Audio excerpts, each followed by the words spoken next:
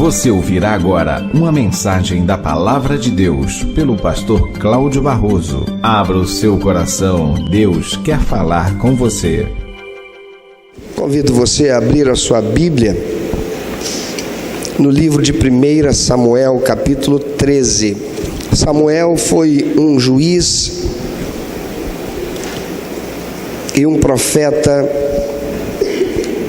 que Deus usou de modo extraordinário durante anos, décadas, julgando o povo de Israel quando ainda não era uma nação constituída com um rei. Deus, através do seu profeta e juiz Samuel, a quem Deus instituiu com essa missão, julgava o povo vivia sob as prescrições dadas por Deus para o contexto social, para o contexto moral, para o contexto ético, para o contexto espiritual, contexto religioso. E agora, Israel tem um rei, seu nome é Saul. E no capítulo 13, versículo 13 e 14, encontramos Samuel e Saul vivendo e dividindo uma experiência marcante.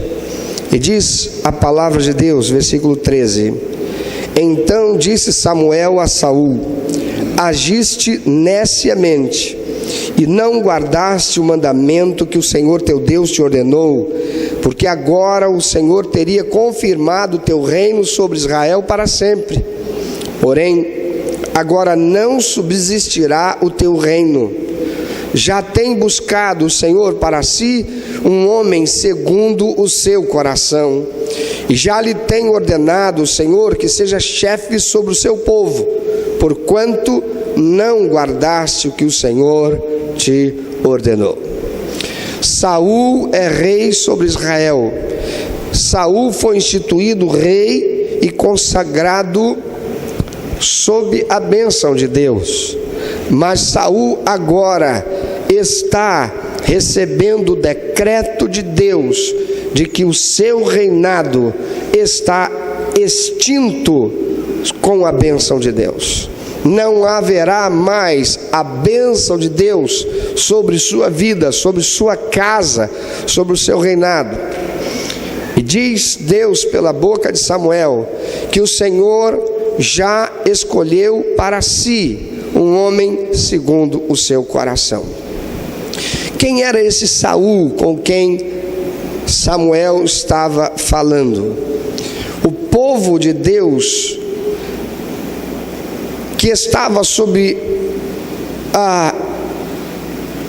o juízo, a liderança espiritual, moral, civil de Samuel, foi um povo que se fez rebelde contra Deus. Um povo que começou a olhar a moda. O povo que começou a ouvir os formadores de opinião ao seu redor. Um povo que começou a cobiçar ser igual aos demais, que pareciam ter aquilo que eles não tinham. Eles não tinham um rei. Eles olhavam para os outros povos e viam com que pompa e circunstância o rei era tratado e como as pessoas falavam com tanto orgulho em função do rei que tinham. É interessante que mesmo em nossos dias, alguma coisa que aconteça envolvendo a família real na Inglaterra é motivo para ser destaque nos principais canais de televisão, nos horários nobres, nas mais importantes revistas do mundo todo. Nasceu a filha do príncipe Charles. Que coisa, que alvoroço! Todo mundo quer ver a foto do bebê. Todo mundo quer ver com que roupinha vai aparecer. Todo mundo quer ver lá a princesa saindo com o bebezinho no colo. será feito o casamento do príncipe tal, lá vem a rainha da Inglaterra, olha o cortejo, o povo todo corre para a rua, os canais de televisão do mundo inteiro televisionam, transmitem, e no mundo todo as pessoas param para ver. Quem não se lembra do destaque que a princesa Diana tinha enquanto estava viva? A sua imagem, ela ofuscava até mesmo da própria rainha da Inglaterra, porque ela ocupava os tabloides, os magazines, os jornais, os programas do mundo inteiro, principalmente de fofoca. Ela está olhando para isso tudo. Eles eram orientados por Deus, o Deus que os tirou da escravidão no Egito, o Deus que pelas mãos de Moisés os arrancou da escravidão e os conduziu para uma terra que manava leite e mel, o Deus que ao longo de toda a caminhada deles até a terra prometida operou sinais e maravilhas, o Deus que mesmo eles, quando conquistando a terra, sendo eles incompetentes aos olhos humanos, por causa dos povos que lá habitavam, que eram povos guerreiros, eram povos mais bem armados, eram povos que habitavam cidades, muitas delas inexpugnáveis, como Jericó, e pela mão poderosa de Deus, eles se fizeram vencedores. Não, eles foram feitos vencedores pelo Senhor que estava à frente deles, o general de guerra que nunca perde batalha. Eles tinham o Deus vivo que através do seu profeta, do seu sacerdote, do seu juiz, os orientava, os julgava, os instruía, os ensinava e resolvia as questões. Mas eles agora estão olhando para os povos ao redor. Eles dizem: chega, nós estamos para trás, nós estamos vivendo desatualizados, nós estamos arcaicos, nós estamos vivendo no tempo da velhice. É preciso mudar, é preciso sermos contemporâneos com aquilo que está acontecendo agora, é preciso nos atualizarmos. Queremos um rei. E isto não agradou a Deus, isso entristeceu a Deus. 1 Samuel capítulo 8, versículo 4 a 5, encontramos que então os anciãos todos de Israel se congregaram e vieram a Samuel a Ramá e lhe disseram: vê, já estás velho, e teus filhos não andam pelos teus caminhos. Constitui-nos, pois, agora um rei sobre nós, para que nos governe, como o tem todas as nações. Eu falo agora com os jovens e os adolescentes.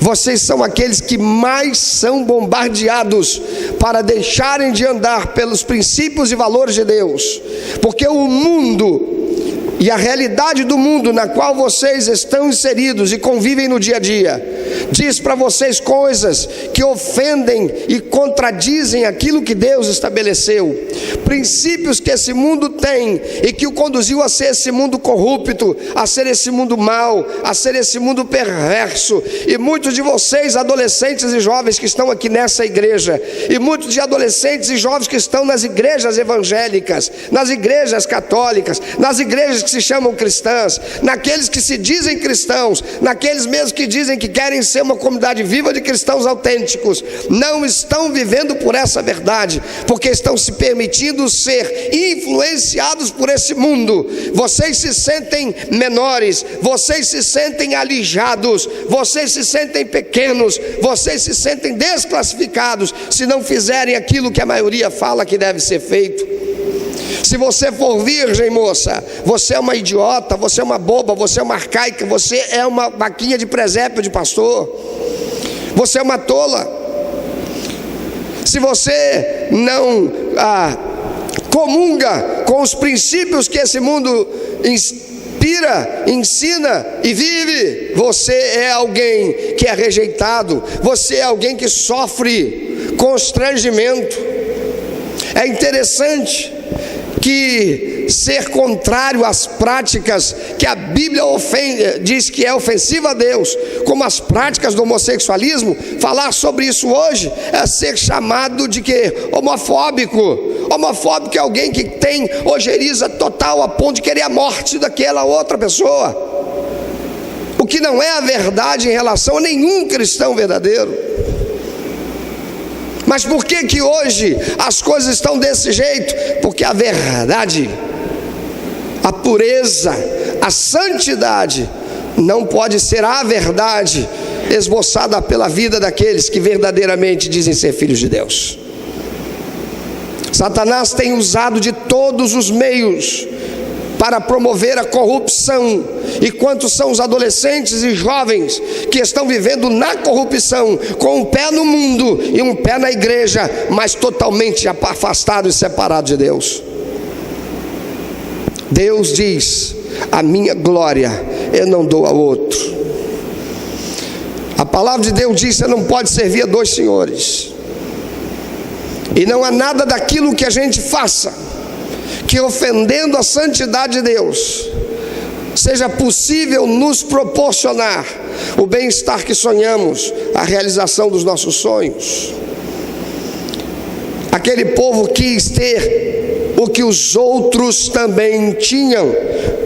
Constitui-nos, pois, agora um rei sobre nós, para que nos governe, como tem todas as nações. Meu amado, se você quer ser igual a todo mundo, você vai ser todo mundo. Porém, você foi chamado para ser filho de Deus. E filho de Deus não é todo mundo. Filho de Deus não é ser qualquer coisa. Filha de Deus não é ser qualquer coisa. Ser filho de Deus, ser filha de Deus, é ser alguém que morreu para o mundo, para ser uma nova criatura em Cristo. Eles quiseram ser como todos. Eles não se lembraram que exatamente por causa de todas as nações como estavam vivendo, é que Deus destituiu aquelas que estavam onde agora eles estavam como povo. Porém agora eles clamando assim: Deus permite. Sabe, amado, é muito perigoso esse negócio. É muito perigoso quando a gente insiste em ser aquilo que Deus não quer. É muito perigoso quando a gente insiste em querer ter o que Deus não quer. E a palavra de Deus, para aquele que crê, diz que a vontade de Deus ela é boa, perfeita e agradável. Aquele que crê em Deus deve crer que aquilo que Deus quer para nós vai produzir o bem-estar e a realização que sonhamos. É Deus quem diz: sou eu quem sei os pensamentos que tenho a teu respeito. Não é você que sabe o que eu penso a teu respeito, sou eu que sei o pensamento que tenho a teu respeito. E são pensamentos de paz, não de mal, para te dar futuro, para te dar esperança. Qual é o futuro que Satanás dá? Qual é o futuro que o mundo dá? Corrupção, destruição, desgraça, morte, porque ele está aqui para roubar, matar e destruir. Mas Jesus diz: eu vim para que você tenha vida.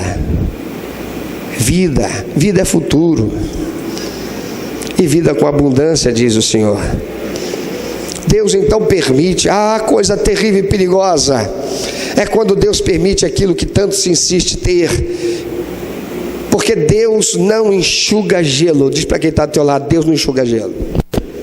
Tem gente que parece gelo. E deixa eu dizer uma coisa: eu sou pastor, estou com 53 anos, só nessa igreja 18. Eu tomei uma decisão esse ano: eu não vou mais enxugar gelo. Sabe o que é enxugar gelo? É aquele crente que é teimoso, é aquele crente que é rebelde, é aquele crente que gosta de fazer as coisas do jeito dele, por mais que a gente chame atenção. Olha, não vai por aí, olha, isso está errado, olha, não é desse jeito que se faz, olha o que a Bíblia está dizendo, não sou eu, é Deus falando, é a palavra de Deus. E o crente insiste: eu não mais vou enxugar gelo, porque Deus não me chamou para ser enxugador de gelo. Eu também tomei uma decisão: eu não vou mais apacentar porco, porque Deus me chamou para ser pastor de ovelhas. Tem crente que não é ovelha, é porco, porque está numa porcaria, numa sujeira desgraçada, fedendo, vem chorando, desesperado, pede para que seja ajudado. Então vamos lá, a gente trabalha, expulsa o demônio e conserta a coisa e orienta e dá aquele banho, põe perfume, põe uma fitinha linda no pescoço, está limpinho e cheiroso. Quando solta, volta para a porcaria e para a lama. E volta, e vai, e volta. Tem gente que já ficou chateado comigo. Por quê? Porque quis falar comigo, eu não tive tempo. Eu mandei dizer, fala para essa pessoa, para ela se consertar, porque só vou atender quando Deus mandar que eu atenda agora. Porque eu não vou perder tempo com quem não quer diferença. Só procura quando a coisa vai mal. E por mais que se conserte, não conserta de verdade. Faz aquele conserto de bacalhau. Você sabe o que é conserto de bacalhau? Eu trabalhei em fábrica de móveis, gerenciei a fábrica de móveis. E até eu ir para aquela fábrica de móveis, eu nunca tinha ouvido falar nesse termo. Bacalhau é quando uma madeira tem... Cadê o Vitinho? Está aí? Tem alguém aqui que é marceneiro? Trabalha com fábrica de móveis, alguma coisa assim? Pois é. Bacalhau é o seguinte: tem um móvel ali e por algum motivo ele bateu alguma coisa e rachou a madeira. O que é que ele faz?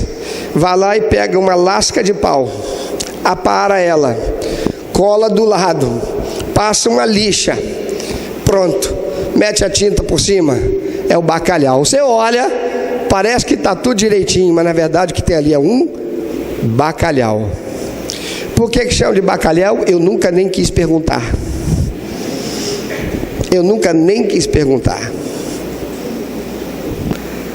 Amados, tem crente que é assim, tem gente que é assim. Toda hora, ao invés de fazer um conserto, não conserta, põe bacalhau. Consertar significa colocar certo aquilo que estava errado. Tem gente que não coloca o que está errado certo, ele simplesmente coloca um bacalhau. E bacalhau não dura muito tempo. Eu acho que deve ser bacalhau, sabe por quê? Porque todo bacalhau fede, não é verdade? É ou não é? Ô bichinho para feder. Tem que saber fazer, porque senão fica ruim o negócio, não é verdade? Eu já estive numa casa que eu sabia que eu ia comer era bacalhau, que eu quase que me despedi antes, disse, olha, desculpa, eu não estou me sentindo bem, eu vou embora. Porque o cheiro dentro de casa era terrível. Não é à toa que se usa cheiro de bacalhau para falar e associar com algumas outras coisas, né? Bacalhau. Devia ser por isso que botaram o nome de bacalhau. Por quê? Porque a qualquer momento aquilo ia feder, ia dar errado. Alguém ia descobrir o troço errado. Sabe, Saul foi escolhido para ser o primeiro rei. Deus permitiu. Deus disse, está bem.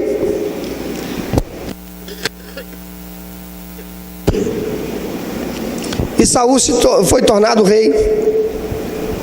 O reinado de Saul transcorria muito bem. Saul firmou os seus direitos como rei, ganhando a confiança do povo com o resultado das suas campanhas militares contra os inimigos de Israel. No princípio Deus estava abençoando. Por quê? Porque Saul a princípio era um camarada humilde. Ele reconhecia sua condição, ele sabia quem ele era, de onde ele veio. Mas Saul foi ganhando força, Saul foi ganhando vigor, Saul foi ganhando posição, Saul foi conquistando reconhecimento. E tem um ditado que diz: você quer descobrir como é que é uma pessoa? Dá poder para ela, dá poder para essa pessoa. Eu conheci muitas famílias que enquanto o pai era vivo, era uma alegria. Os filhos se reuniam de vez em quando na casa do pai, era uma festa. Mas quando o pai morreu, a família toda foi fragmentada, porque os filhos começaram a disputar as coisas que o pai tinha e acabaram vivendo separados. Você quer saber se um ser humano é como ele é? Dá poder para ele, diz o adágio. Pois bem, Saul começou muito bem.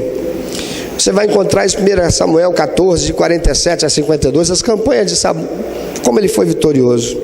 Porém, ele entrou em decadência ao cometer 3 pecados diante de Deus. sendo que o último desses pecados foi total abominação para Deus, que por consequência levou Saul à morte, depois de Deus ter se afastado dele, como Samuel aqui nesse texto que lemos, assim o diz. Vejamos quais foram esses 3 pecados. O primeiro pecado de Saul foi ele se arvorar como sacerdote sobre Israel, usurpando temporariamente o cargo de Samuel, que era sacerdote e profeta da parte de Deus sobre o povo. Deus não estabeleceu Saul como sacerdote. Deus não permitiu a Saul realizar nenhum ato litúrgico de culto. Deus tinha Samuel. A autoridade civil Deus passou de Samuel para Saul, mas Deus não permitiu que Saul tivesse nenhuma das atividades que Deus permaneceu investindo em Samuel. Saul não era sacerdote. Ele estava 7 dias esperando pelo sacerdote Samuel para a oferta do sacrifício, para uma determinada situação de guerra. Mas como Samuel demorava a chegar, Saul não se conteve, e ele mesmo foi e ofereceu o sacrifício. E quando Samuel chegou, Saul recebeu uma reprimenda. Samuel ficou muito irado, porque Deus estava irado com Saul. E você pergunta: Saul se consertou? Não. O segundo, você encontra isso em 1 Samuel 13, de 8 a 14. O segundo pecado ocorreu quando Israel guerreou contra os amalequitas. Deus estabeleceu: vocês vão destruir tudo, não deixa nada, passa ao fio da espada e ao fogo, não fique nada.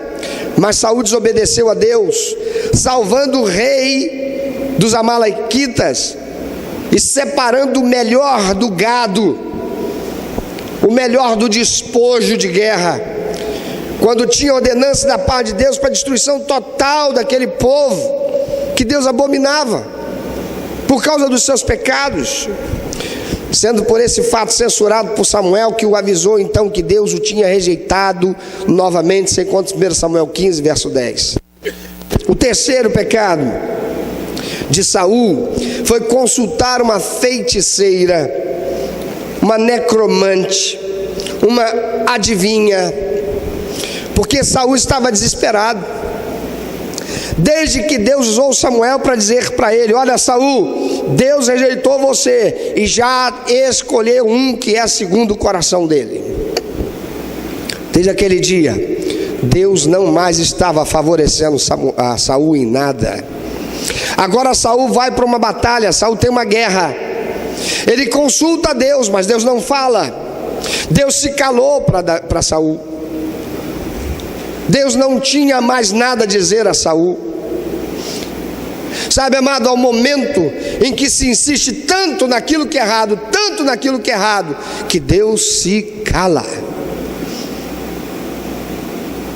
Eu vejo muitos pais que ficam passando a mão na cabeça do filho: filhinho, faz não, filhinho. Filhinho, olha, papai está falando. Filhinho, não fala, filhinho. Não dá uma correção, não põe de castigo, não chama atenção, não demonstra que está ofendido, que está desonrado pela atitude do filho. Está construindo um monstro para o futuro. Deus não. Deus não faz vistas grossas para o que está errado. Pode avisar quem está do seu lado.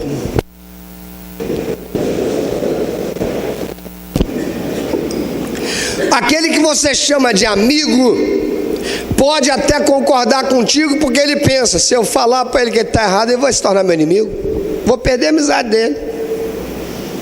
Mas Deus não faz vistas grossas para o que está errado. E se você quer saber se uma pessoa é seu amigo, é quando você quiser muito fazer uma coisa que é errado, todo mundo estiver quieto, não falando nada contigo, ele disser: não faz não, porque está errado. Ele não se omite. Ele vai contra todo mundo para dizer a você aquilo que ninguém quer te dizer. Porque tem gente que olha para você e diz assim: eu vou falar para fulano, ainda vou tomar uma patada. Quem já não passou por isso?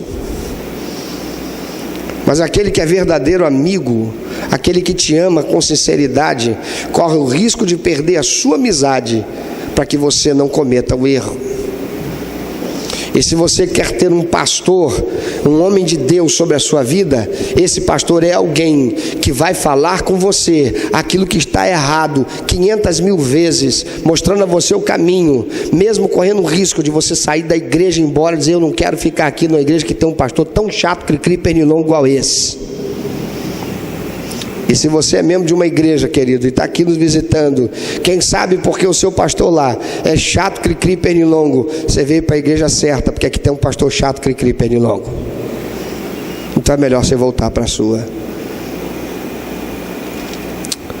Olha, Saul consultava a Deus, Deus não falava com ele.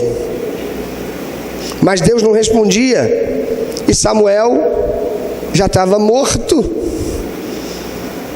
E aí o que Saul faz? Deus não me responde. Samuel está morto. Aí ele lembra: mas eu lembro que lá no passado tinha um negócio de uns feiticeiros aí, umas feiticeiras. Um pessoal aí que falava com quem já morreu. Um pessoal aí que trazia de volta para consultar aquelas pessoas que já morreram. Eu vou procurar uma dessas aí. Eu sei que eu mandei matar todas elas, mas deve ter sobrado alguma. Ele descobre uma, e ele se finge, se faz passar por uma outra pessoa, e vai lá para consultar aquela feiticeira. E esse pecado foi o pecado último que Saul cometeu. Nesse desespero ele perdeu o equilíbrio, se é que ainda o tinha, e cometeu a coisa mais horrenda pela qual Deus abominava veementemente. Você encontra em 1 Samuel 28, de 11 a 20. Daí nós vemos Deus usando o profeta Samuel, lá atrás, como lemos no verso 14, para dizer a Saul: Deus rasgou de ti o teu reino, porém agora não subsistirá teu reino, já tem buscado o Senhor para si um homem segundo o seu coração. Será que tem alguém aqui que sabe dizer de quem é que Samuel estava falando? Quem era esse alguém que Deus tinha para si como sendo o homem segundo o coração? Só quem sabe, fala bem alto para mim. Davi. Davi, que era um menino, filho novo, mais novo, caçula da sua família,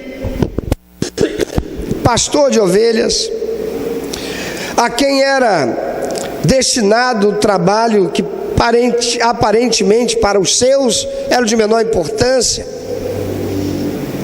Davi, que era um garoto, um adolescente, um menino de gentil aspecto, de cabelo ruivo, talvez até fosse meio feinho. E é esse garoto que Deus manda Samuel ir lá e ungir, dizendo: você será o novo rei no lugar de Saul. Esse de quem Samuel fala vai assumir o reino quando Saul morre. E de fato assim acontece, e Davi assume o reino no lugar de Saul. E Davi tem um reinado profícuo, vitorioso, nunca perdeu uma batalha, e morre velho, morre de velhice, e colocando no trono o seu filho, que Deus quis que fosse aquele no seu lugar depois dele. Lindo, não? Porém, Davi também cometeu erros gravíssimos. Eu quero citar aqui alguns dos erros que Davi cometeu, alguns dos pecados de gravíssimas consequências sociais. Primeiro, Davi adulterou com Batseba. Davi era rei, era casado e tinha outras mulheres e concubinas. Não faltava mulher para ele. Mas aí Davi, o exército dele está na batalha, e Davi está no seu palácio. Ar-condicionado central, Cherry Coke no frigobar, né? filé de primeira, caviar, vinho Chandon Le Barroso. Ele estava meio entediado, porque vida de rei cheio de grana, sem nada para fazer, fica meio chato às vezes, né? Com tanta mulher, né? Televisão de 120 polegadas, só ele tinha, mandou fazer só para ele. Ficou chateado, entediado, resolveu passear no alpendre, no terraço do seu palácio. E ele vai e encosta na mureta do palácio, está olhando para o nada, ele olha para baixo, olha para a casa do vizinho. E quando ele olha para a casa do vizinho, a mulher do vizinho está tomando banho do lado de fora. E alguém não... Eu conheço até algumas pessoas que tomam banho com roupa, mas ela não estava tomando, não. E Davi olha para ela, e quando ele, ao invés de pegar... Opa, peraí, não era para eu estar olhando para isso, vamos para lá. A lei diz que é proibido ter janela aberta para o terreno do vizinho. Não tem janela, eu estou no terraço, então deixa eu olhar. Não, a Bíblia diz que ele olhou e gostou do que viu e ficou olhando. E ele cobiçou a mulher do seu vizinho. Era Batseba. Ele era o rei. Rei é rei. Quem é que vai contra a ordem de um rei? É ruim. Vamos satisfazer a vontade do rei. Ele manda alguém lá e trazer Batseba. Como boa súdita, ela veste a melhor roupa e vai encontrar. O que? O rei quer falar comigo? O que será que ele quer? O que será? Ela nunca viu o rei passeando pelo alpendre, pelo terraço. Não, ela nem imaginava o que o rei queria. Ela só estava tomando banho ali aos olhos dele, mas ela nem imaginava. E a Bíblia diz que ela se permite e Davi adultera com ela. Essa mulher engravida e manda avisar a ele: estou grávida.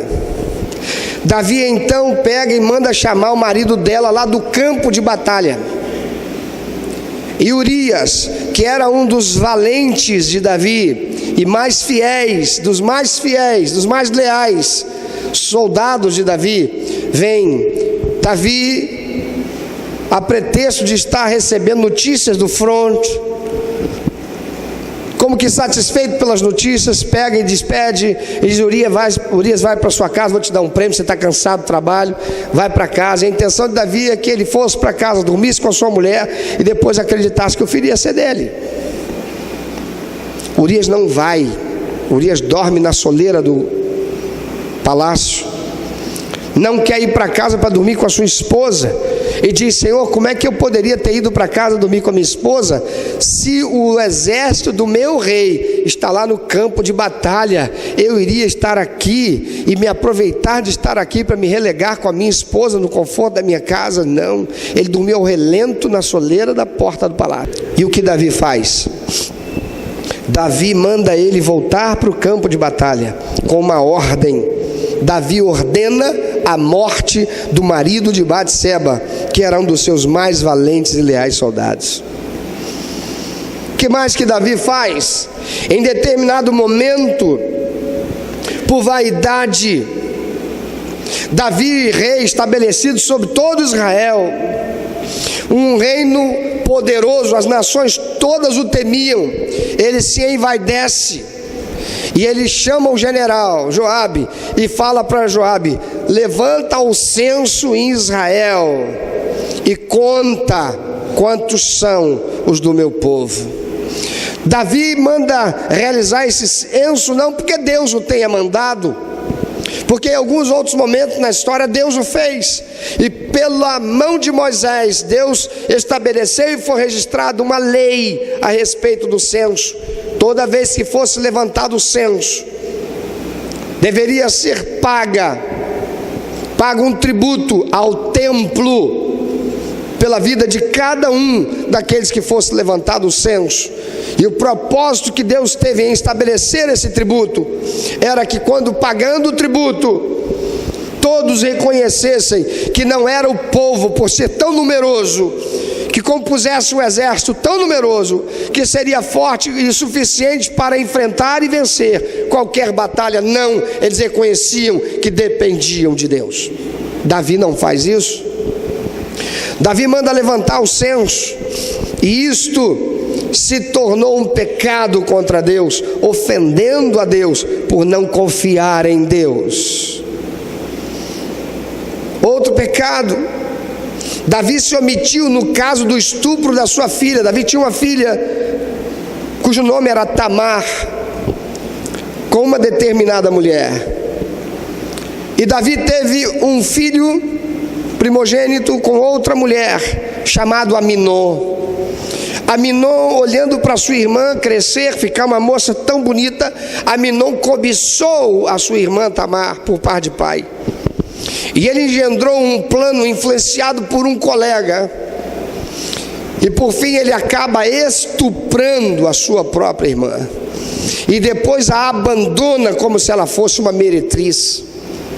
E Davi não fez nada com seu filho Aminon. Fez vistas grossas, passou a mão na cabeça, quando a lei de Moisés mandava que esse seu filho fosse apedrejado, fosse morto pelo crime que cometeu. Mas ele era o rei Davi, e esse seu filho era o primogênito. Ele nada fez.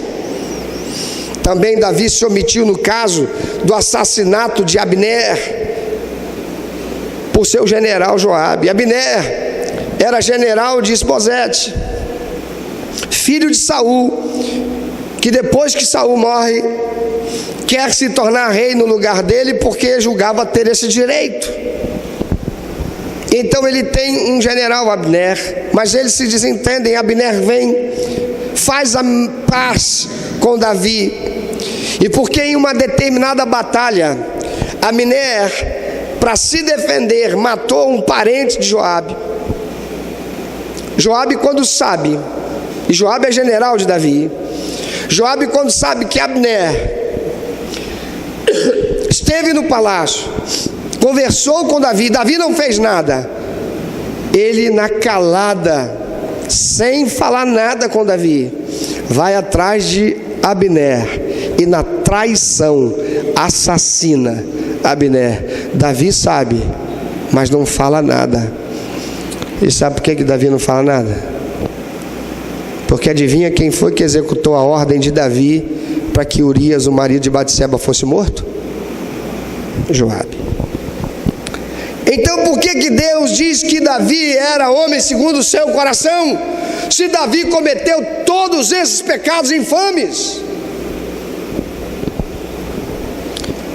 A palavra de Deus diz que quando Samuel foi à casa de Jessé, com a ordem dada por Deus, para que dentre os filhos de Jessé, Samuel ungisse aquele que Deus já tinha escolhido para ser rei no lugar de Saul, porque era um homem segundo o seu coração.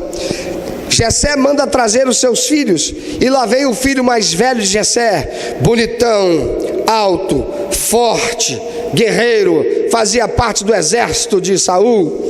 E quando ele entrou, Samuel pensou: certamente este é o escolhido por Deus. Mas Deus disse: não, Samuel, não é esse. Então Jessé manda vir o outro filho, mais novo do que este, forte, também integrante do exército de Saul, um guerreiro.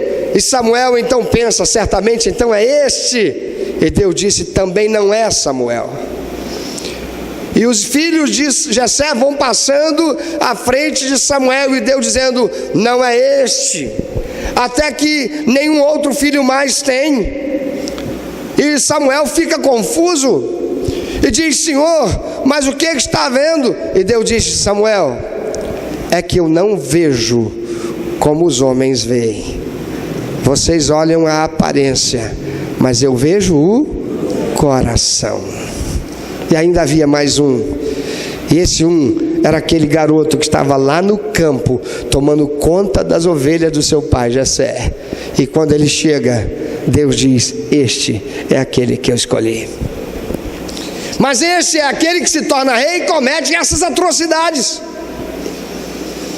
Por que é que Deus diz então que ele é um homem segundo o seu coração? É porque, amados, Davi tinha 7 características que o tornavam assim para Deus, porque Deus olha o nosso coração. Deus sabe como você é na sua essência. Deus olha para mim e para você e não se deixa levar pelo meu ato de bondade de agora, pelo meu ato de justiça de agora. Deus conhece a minha essência, Deus conhece a tua essência, Deus conhece a nossa índole, Deus conhece o nosso caráter. Deus conhece. Mas Deus também não conhecia o de Saul? Deus conhecia. E por que Deus permitiu Samuel ungir Saul? Lembra o que o povo disse? O povo disse assim: queremos ter um rei como todos os demais de todas as outras nações o têm. E como é que as outras nações tinham? Não era um homem segundo o coração de Deus, porque se fosse eles não seriam inimigos de Deus.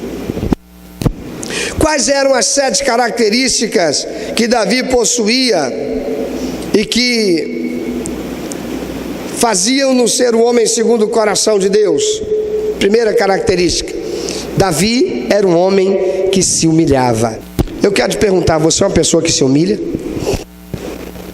Ou você é uma pessoa que é arrogante? Uma pessoa que se humilha é alguém que vive o que a palavra do Senhor diz. A palavra de Deus diz: aquele que a si mesmo se humilhar será exaltado, mas aquele que a si mesmo se exaltar será humilhado. Davi não, Davi ele se humilhava. Davi, quando pecava, ele se humilhava perante Deus. 2 Samuel capítulo 24 versículo 10 diz: sentiu Davi bater-lhe o coração depois de haver recenseado o povo, e disse ao Senhor: muito pequei no que fiz, porém agora, ó Senhor, peço-te que perdoes a iniquidade do teu servo, porque procedi muito loucamente. Quando Natã, o profeta, vai até Davi, Deus manda Natã ir até Davi para dizer: Davi, você fez escondido, você acha que eu não estava vendo? Eu vi quando você conspirou e você adulterou contra Batseba. Eu vi, Davi, quando você, para tentar maquiar aquela coisa, deu ouvidos a Satanás de novo, e você fez trazer o marido dela para fazer parecer que ele seria o pai dessa criança. E não satisfeito, Davi, você ainda deu ouvido a Satanás de novo, e você ordenou que ele fosse colocado na fileira, na batalha, para que os flecheiros jogassem as flechas e ele fosse um dos primeiros a cair e morrer. Mas quando Natã vai falar com Davi, Natã vai cheio de dedos.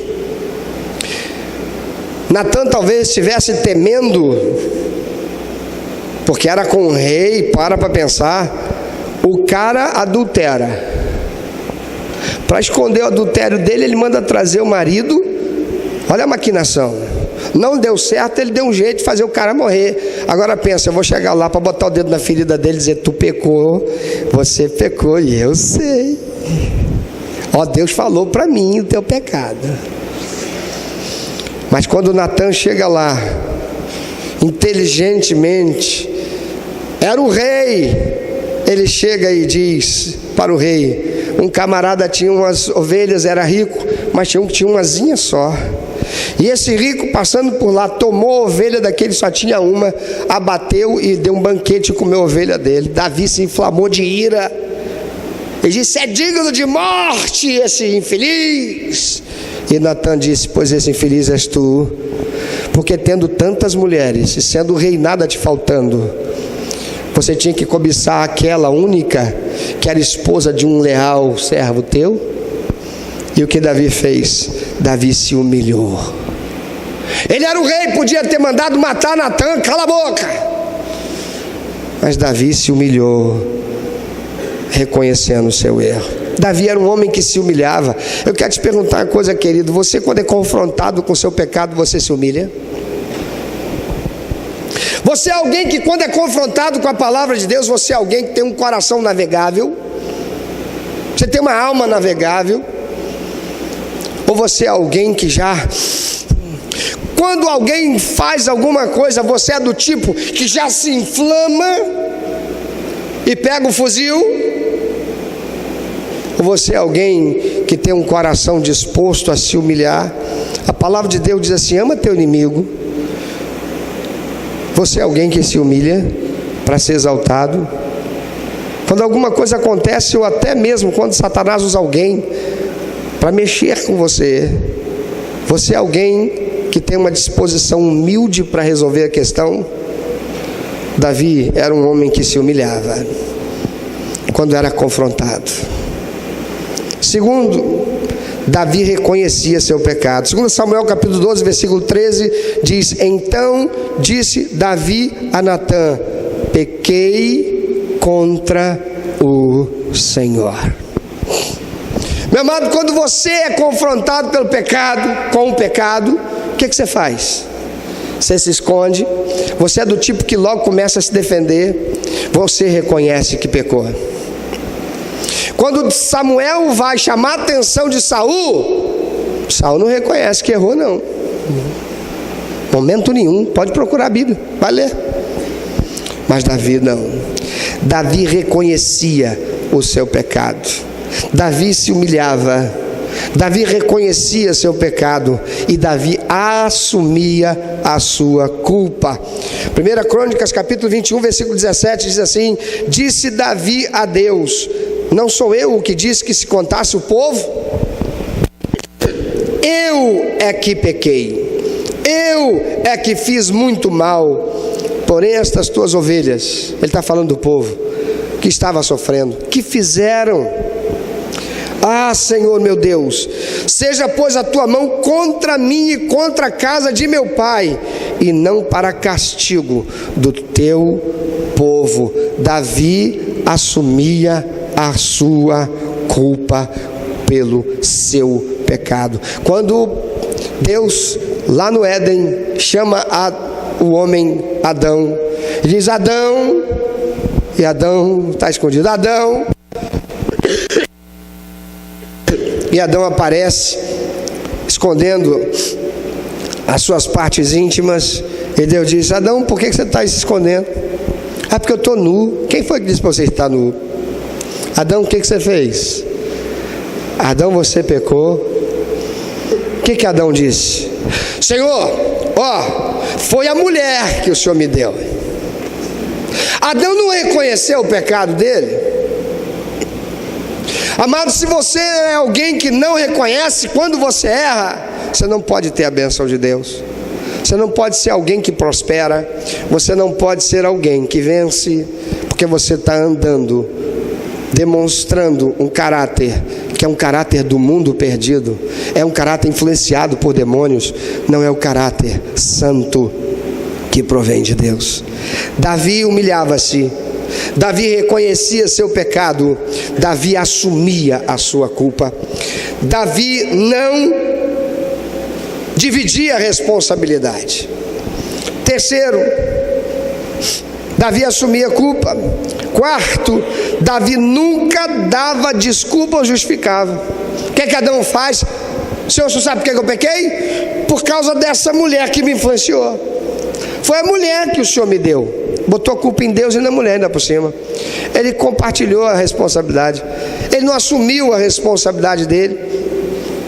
Ele deu desculpa. Tem gente que quando erra, às vezes até não, porque eu sou crente, eu aprendi que eu preciso ser humilde.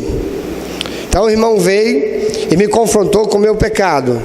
Eu reconheci meu pecado. Não, eu errei, sim, eu errei. Mas você sabe por que eu errei? Mas também, olha, eu também só fiz isso porque aconteceu assim, assim, assado, isso, aquilo, outro. Tem gente que ainda diz assim: é que a carne é fraca, né? Você sabe como é. Davi, ele não dava desculpas ou justificativa para o que ele fez. Ele assumia a sua culpa. Quinto, Davi não atribuía a outros a culpa que era dele, No verso 17 que lemos, diz: eu é que pequei, eu é que fiz muito mal. Porém, estas ovelhas, o povo que está sofrendo por causa da maldição, da praga, eles não fizeram nada, sou eu o responsável.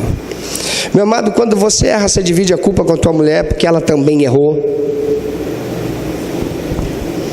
Minha amada, quando você erra, você divide a culpa com o teu marido, porque ele também errou. Quando você vai confessar teu pecado, você diz para Deus: Senhor, mas o Senhor sabe que eu só errei porque fulano também me levou eu não aguentei. Ou você diz: Senhor, me perdoa, eu pequei. Sexto, Davi fazia restituição quando isso era possível. Davi não podia restituir Urias para Batseba. Urias morreu. E há coisas que, quando se cometer o pecado, não será possível fazer restituição. Há pessoas que cometeram crimes que são pecados e não há possibilidade de restituir aquilo que errou, que fez, o prejuízo que causou. E é por isso que Jesus morreu naquela cruz, para pagar o preço de resgate, de pagamento da dívida do pecado, que eu e você não podemos fazer restituição. Jesus fez por nós na cruz. Aleluia. Mas Davi, quando era possível, ele fazia restituição. 1 Crônicas capítulo 21, versículo 18 a 27. Ele institui o censo. E quando está sendo feito o censo, Joabe vem, traz o resultado. E aí Deus manda o profeta confrontar Davi. Ele está em pecado. Deus manda Davi escolher qual é a sentença que ele quer. Ele escolhe.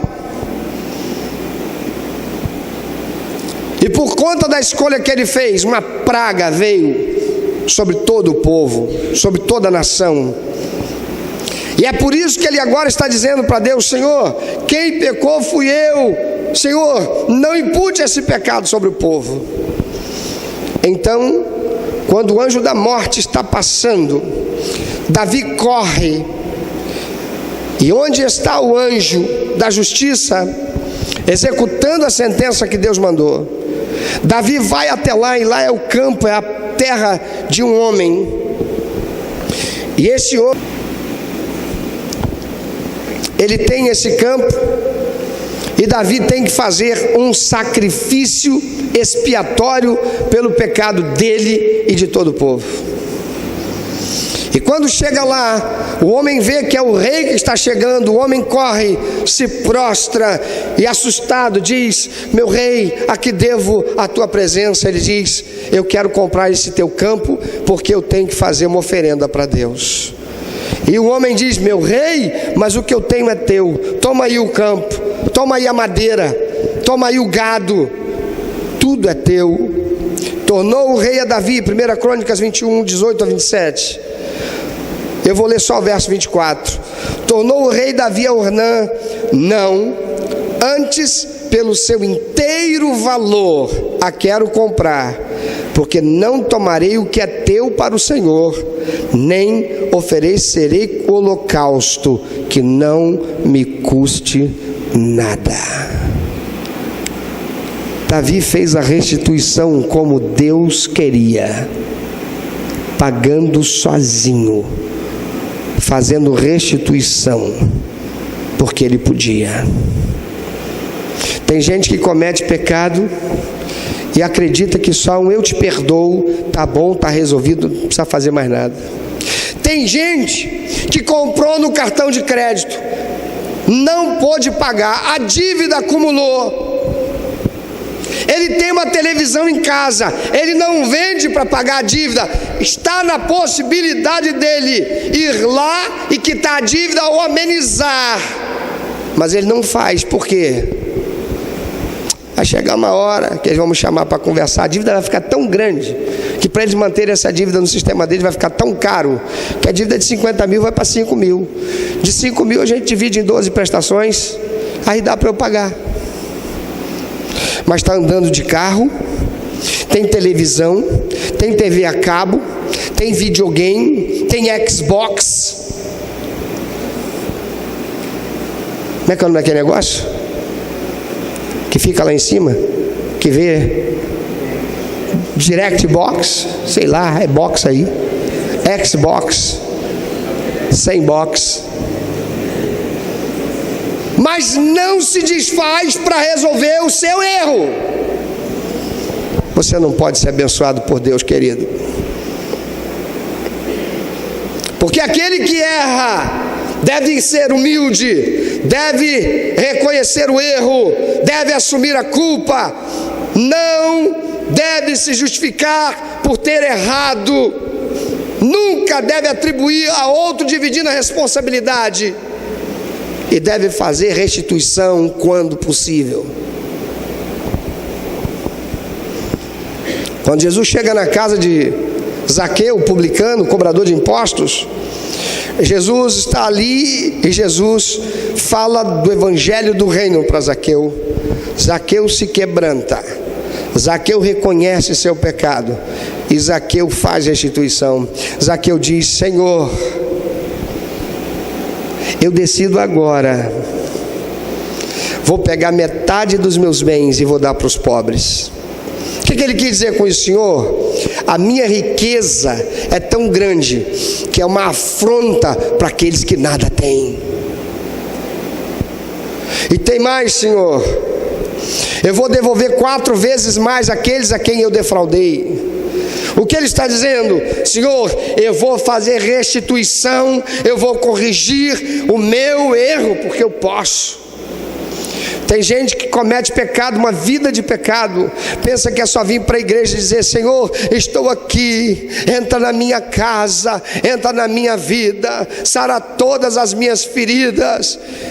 Recebe uma oração do eu profetizo sobre a tua vida e vai embora para casa crente que está tudo certo, só porque confessou para Deus o pecado. Mas pode fazer restituição, não faz. Eu quero te perguntar: quem é mais justo, Deus ou os homens? Deus. Quer dizer que a justiça dos homens diz assim, quer dizer que você fraudou a Petrobras, você fraudou as eleições, você fraudou o governo, você desviou milhões, mandou esses milhões para uma conta lá na Suíça, e agora você está aqui arrependido, confessando e fazendo a delação premiada, reconhecendo que você errou e está, beleza, então dá para a gente aqui o número da conta onde está todo esse dinheiro. É assim que a justiça está fazendo? É ou não é? É. E está trazendo os milhões. E milhões de dólares já voltaram para o Brasil, daqueles tantos bilhões que já foram. Alguém diz assim: mas que voltou é nada perto de tudo que saiu. Mas tem voltado, está sendo feito. Sim ou não? Tá.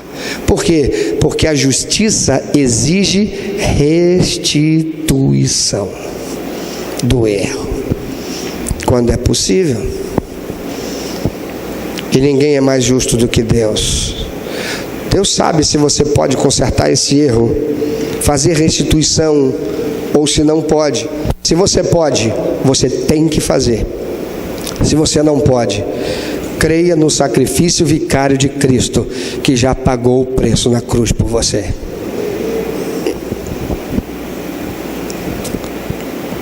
Por último, 7º, Davi orava pedindo purificação da sua iniquidade, para nunca mais cometer aquele erro. Salmo 51 é um salmo lindo, leia ele todo em casa. Mas o versículo de 1 a 4, o Davi, salmista, por causa do pecado dele com Batseba, ele diz assim para Deus: olha o coração desse homem, olha a oração desse homem que era segundo o coração de Deus. Tem misericórdia de mim, ó Deus, segundo a tua benignidade. Apaga as minhas transgressões, segundo a multidão das tuas misericórdias. Lava-me completamente da minha iniquidade e purifica-me do meu pecado, porque eu conheço as minhas transgressões e o meu pecado está sempre diante de mim. Contra ti somente eu pequei e fiz o que a teus olhos é mal, para que sejas justificado quando falares e puro quando julgares. Davi era um homem segundo o coração de Deus, porque Davi se humilhava. Eu quero te perguntar, quando você é confrontado com erro, você pelo menos para ouvir sem retrucar, ir, analisar, e somente depois, se você reconhecer que você estava certo, aí sim, mas você se dá a oportunidade de ter com humildade a disposição para ouvir, e se descobrindo que está errado, reconhecer. Davi reconhecia seu pecado além de se humilhar. Ele tinha disposição para ser confrontado. Davi assumia a culpa quando ele estava errado. Davi não apresentava desculpas ou justificativa porque ele errou.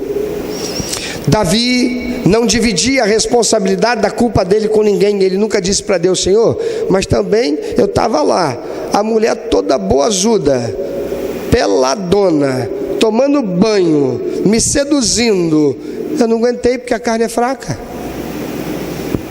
Davi não dividiu responsabilidade. Davi fazia restituição quando era possível, e Davi orava pedindo purificação da sua iniquidade. Você quer ser abençoado por Deus? Você quer ter uma vida próspera? Você quer ser um vencedor, uma vencedora? Então você tem que se tornar alguém segundo o coração de Deus, igual Davi, e não ser alguém arrogante, prepotente, soberbo, arrogante, insubmisso, autossuficiente, materialista, dono de si, cheio de si, vaidoso, como Saul foi. Pensa sobre isso.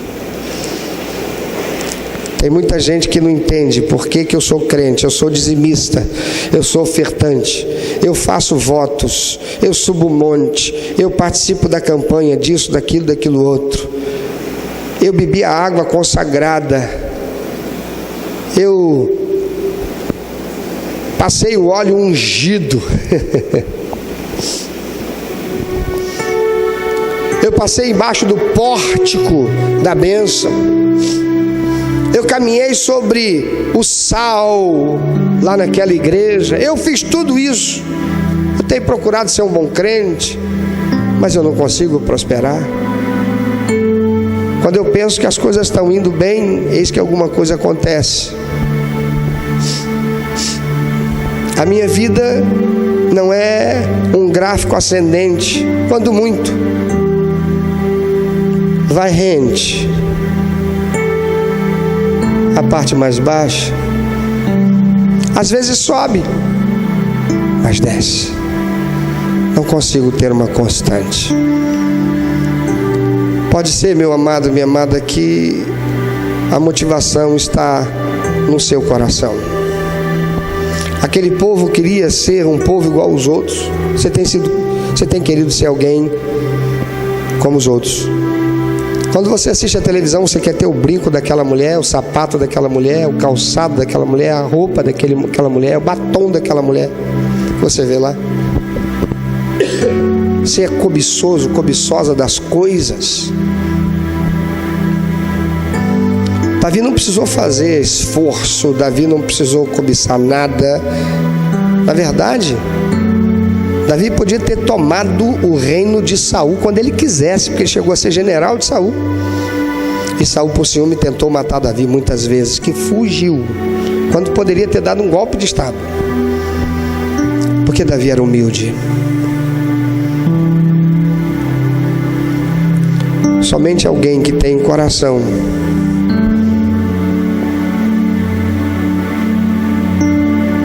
segundo o coração de Deus pode prosperar, pode receber paz, equilíbrio e satisfação apesar das adversidades. Davi enfrentou conspiração, mas ainda assim ele prevaleceu. Não porque ele fosse perfeito, porque ele não era, ele cometia pecados como você e eu, mas porque ele tinha um coração segundo o coração de Deus. Ele era humilde, ele reconhecia quando era errado, ele aceitava ser confrontado mesmo por aqueles que eram subalternos dele. Ele recebia a palavra de Deus sem se defender. Ele não dividia a responsabilidade quando ele errava e nem se justificava. Ele fazia restituição quando ele errava.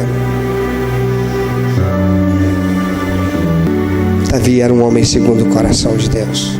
Meu amado, se Deus tem falado ao seu coração, se você foi constrangido pelo Espírito Santo e quer compartilhar isso conosco, quer que nós estejamos orando por você, se você quer nos informar que você recebeu Jesus como teu único, eterno e suficiente Salvador, se você quer saber um pouco mais a respeito do que fazer para dar prazer ao coração de Deus e viver a vida que o Senhor tem reservado para você, vida de paz, de equilíbrio, de satisfação, entre em contato conosco.